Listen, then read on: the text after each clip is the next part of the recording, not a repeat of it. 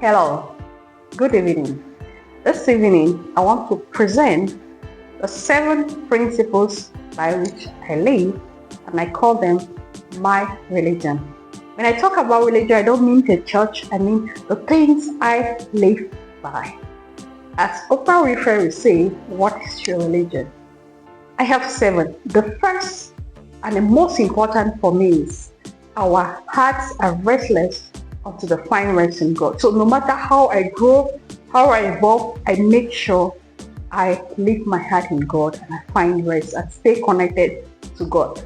The second is what I call pain equals purpose. So each time I go through a difficult situation, the first thing I'm asking is, God, what is this here to teach me? Because if there's a pain, there is a call or a purpose around that pain.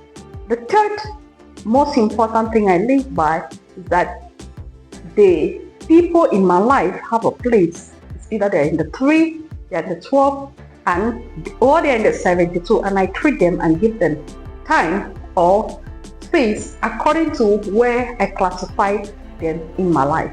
The fourth is what I say, everyone is a genius in their call. So this helps me to teach me humility, because once I feel or I am better than somebody in an area, I don't think almighty or better. I tell myself this is the area of my call, and I know certainly this person will perform better if we were in the area of their own call. And fifth, which is also very important to me, is what I say. What others will say is a prison. Sometimes we have a divine calling and God is trying to tell us in our spirit, do this, go left or go right. We know we are sure this assignment, we've heard it clear, but what hinders us is like, if I do it, what will others say? Will they not laugh, like forward show and things like that? And if you live by that, you see that you'll be in a permanent prison which you never grow. And I also talk about the 6th point, which is, for me, perfection is a prison. Why?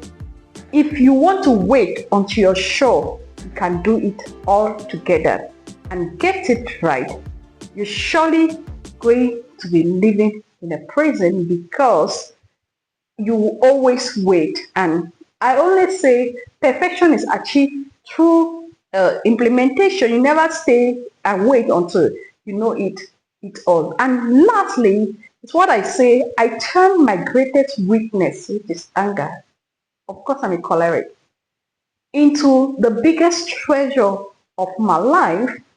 And this treasure of my life, I only give it to those I so love. That means that if you have nothing to lose in my life, you didn't contribute in my growth in any way, or you just enjoy provoking me so that I can be turned off for your pleasure, because sometimes people actually just provoke us for their own pleasure. They just want to see you turn off to feel important.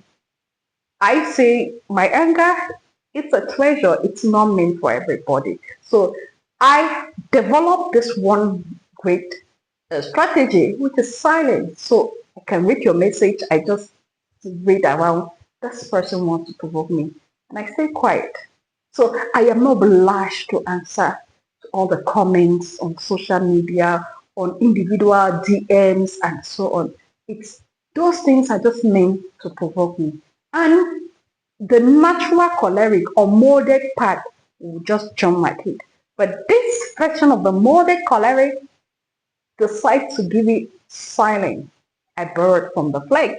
After all, phlegmatic is my secondary temperament. So I give it silence, and I only respond or explain to the people who are so precious, which I want them to actually understand where I am coming from.